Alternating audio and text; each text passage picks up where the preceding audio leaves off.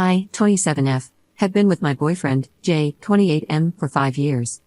We've both been very close with each other's families, and we've even talked about marriage. However, one touchy subject is children. Whenever we discuss it, he gets kinda standoffish. He doesn't really dismiss the idea though, it's just that he doesn't seem invested.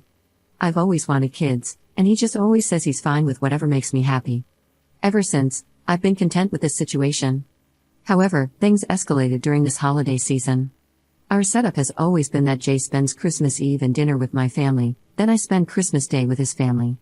This was the first Christmas I spent with my first and only niece, Anna, 2F. She spent her first Christmas in the hospital due to her health condition, but she's okay now, so I made sure to spend a lot of time with her. We played a lot, we opened gifts together, and I even reenacted Anna's favorite storybook using her favorite doll. My sister, Amy, 30F, thanked me for giving her and her husband some relief from childcare the entire day. However, Amy also mentioned that she noticed Jay, who was either sitting on the couch watching me or helping my mom with the dishes, seemed somewhat distant with Anna.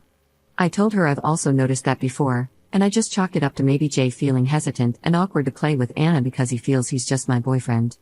Then Amy said she wouldn't mind, since she and her husband already treat Jay as part of our family. I then went back to Jay and encouraged him to play with Anna and help us set up her new dollhouse, but he said he wasn't feeling too well.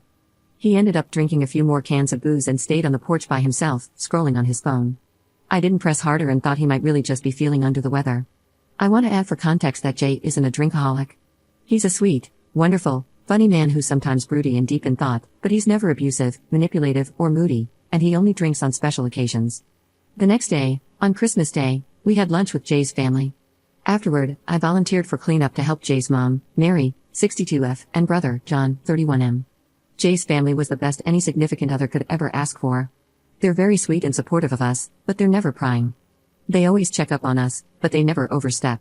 So, as we were cleaning up, Mary asked me how my sister's baby was. I told them that Anna's in great condition now, and that she already spent Christmas at home. They were very delighted upon hearing this. Then, I shared with them the thing I noticed about Jay. Initially, I thought maybe Mary could just give me advice on how to approach the issue with Jay since he's clearly not the playing with kids kind of guy, but then John casually said something like, "Oh, because of Rosie," then Mary quickly shushed him. Rosie was the daughter of Jay and John's eldest sister, Beth, 35F. I never knew the actual details because everyone was very secretive about it, but all I knew was that Rosie passed away when she was just 3 years old and Beth and her husband moved away afterward. I never met them in person. So, later that night, when Mary, John, and the other family members got a bit more drunk and Jay was already sleeping in the bedroom, they told me the story. Apparently, Jay, being the youngest of the siblings, was really close with Rosie back then. Jay was just around 14 years old when Rosie was born, so he became the super fun uncle, like I am now with Anna. He was actually Rosie's best friend. Then, in the summer of 2012, Jay was playing with Rosie outside when a speeding car, driven by a woman who was distracted on her phone, skidded into the yard toward Rosie's direction. Jay reacted quickly and was able to reach and grab Rosie, so the car actually hit him, but the impact of the crash caused Rosie's head to whiplash as Jay hugged her. Jay was in a coma for 3 days and had multiple severe injuries and internal bleeding, but Rosie didn't make it. Everything was caught by the neighbor's CCTV, so everyone knew that Jay was a hero for trying to protect Rosie, and it was even covered by the local news, but Beth, who was understandably in grief, resented Jay for not being able to save her daughter.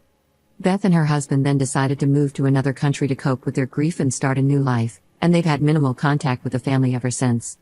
Jay, meanwhile, took the loss really hard.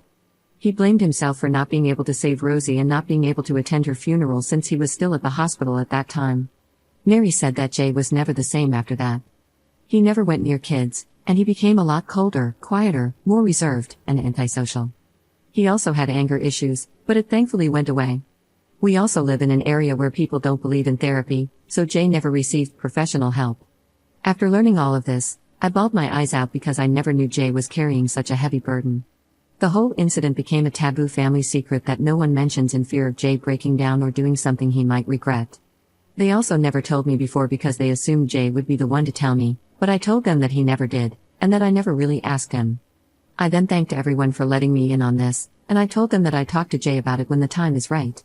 They understood, and they said I could just ring them up if I need help or support in any way. For now, I just want Jay to enjoy the holidays and his remaining vacation days from work. Now, I don't really know how to start with him. I know seeking professional help to process all the trauma and grief, even if it's been over a decade ago, would be the top priority, but I don't know how to bring it up to him. I don't even know when is the right time to bring it up. I just want him to know that I love him no matter what, and that I'll support him in every step toward his healing, especially if we're to form a family of our own. Update 1. Hi, it's been a while since my first post. I have some major updates for anyone interested. Also, I took some time to organize my thoughts first to make sure I don't miss anything pertinent. It's kind of long as a lot has happened since, so I've divided this into sections to make it easier to follow. Starting with a confession. Since learning about Rosie and posting here on Reddit, I've been so conflicted about what to do. Many of you had opposing opinions, and all of them had merit, but knowing Jay and how he'd most likely react, I chose to keep it a secret until I found the perfect time. What I didn't anticipate was that the perfect time would come in the form of a pregnancy scare. Back in January, I had a false positive. Everything happened so quickly within a day. I had a roller coaster of emotions, but the bottom line was that I'm not pregnant after all. When Jay got back home that night, I knew I had to tell him everything. I told him I had a pregnancy scare, but he has nothing to worry about since it ended up being negative. At that moment, I saw all the blood drain from his face, and he became so pale that I was worried he was going to faint. I was holding his hand, and he became so sweaty and cold and shaky. He rushed to our refrigerator to get some water, and it was obvious he was spiraling really hard. That was when I told him I knew about Rosie. I came clean because I knew that was what he was panicking about. I assured him that I'm by his side, and he could react however he wanted to. I repeatedly apologized for disrespecting his trust and lying to him for weeks. I also asked him to please not be mad at his family because they meant well when they told me. Throughout all of it, I couldn't really read Jay's expressions. I wasn't sure if he was about to scream out of anger or burst into tears. I told him that we don't have to talk about it any further if he doesn't want to, but I'd be willing to listen and support him whenever he's ready. His only response at that time was him asking me if I wanted to break up with him, which confused me. I told him of course not, then we hugged, then he said he needs some time to process everything before we discuss it, which I respected. For the rest of the week, we tried to interact like nothing happened, but everything was awkward since there's this huge thing hanging between us. The following weekend, which was 8 days later, we finally sat down and talked about everything. He started by apologizing for not telling me sooner, but he revealed that his last girlfriend dumped him after he told her about Rosie. He said he was so relieved after I reassured him that I wouldn't do that. He then told me that it was something that's been weighing on him ever since, and he's confirmed that he never sought or received professional help. However, he said he's very much open to doing that, but he didn't think he's ready yet. He also said he's afraid to go down that path because it might release some inner demons and drag me down with him. Another thing Jay told me was that ever since Rosie was born, he felt an instant and deep connection and a sense of responsibility for her, even when he was just a teenager at that time. He said that having Rosie in his life made him realize how much he wanted to be a father when he's older. However, since the incident, he's afraid of messing things up again, so he never really considered having kids from then on despite really wanting to do so. I then reassured him that we're on the same page on this. Although I also want to have kids with him in the future, I don't want to force it on him when he's not yet ready. He also said that whenever he sees me with Anna, he gets kinda jealous because he wants to join us every time. However, he constantly reminds himself to keep his distance just to be safe. I told him he doesn't have to worry about that, and that he's more than welcome to join us if he wants to. I also told him that my sister and the rest of my family actually consider him a part of our family, just to reassure him more. Jay tried to lighten the mood by joking and saying now that I know everything about him and still didn't break up with him, I could finally expect a proposal anytime soon. We both had a good laugh, but we agreed to wait for his recovery first before getting engaged or discussing our future family. During our discussion, Jay also had another heartbreaking revelation. He said that during the height of the pandemic, Beth's husband, Brian, reached out to him. Brian said that Beth had COVID and was confined to a hospital, and that he was already running low on funds due to bills and unemployment. He also said that Beth had been almost catatonic since Rosie's passing. She had been resistant to any outside and professional help, but she was institutionalized for about a year after a self-harming incident. For the past decade, she'd been cold, distant, and withdrawn from society. Apparently, the rest of Jay's family also knew about all this, but again, they just swept it under the rug. To be fair, they had been helping Brian by sending financial aid to support Beth, but their version of the story was that Beth had just gone low contact since they moved.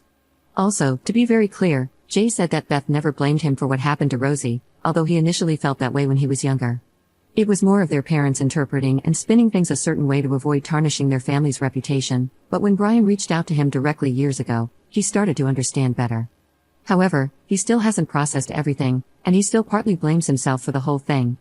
So for now, what we're exploring is couples therapy so we can discuss our mutual issues in a safe and pressure-free space, and hopefully, kind of ease him into the world of therapy. We've already found the perfect therapist to help us, and we've now had 6 sessions with her. From what I can tell, Jay seems a lot happier and less burdened. We've also had homework from our sessions, and Jay was even the one reminding me to do them. Right now, I'm just hoping that he becomes ready enough to open up about Rosie so he can heal and recover from his trauma. Not for me, but for his mental and emotional well-being. No rush though, all in his own time. Also, Jay has no social media, but I showed him the original Reddit post I made. He spent like 3 hours reading through all the comments. It was the first time I saw him get teary-eyed because he never expected so many people giving him support and saying kind words to him. He was extremely overwhelmed by everyone's kindness, so we're both grateful to all of you for that. We also saw some TikTok and YouTube versions of the story, and you bet Jay browsed through all of them. He's still baffled why the TikTok versions have Minecraft or cooking videos in the background, but I just told him it's a trend, haha. So, there, if you've made it this far into our story, thank you for your time. I have a good feeling that Jay and I are going to be fine. We still have a lot of challenges ahead of us, but here's to hoping for the best.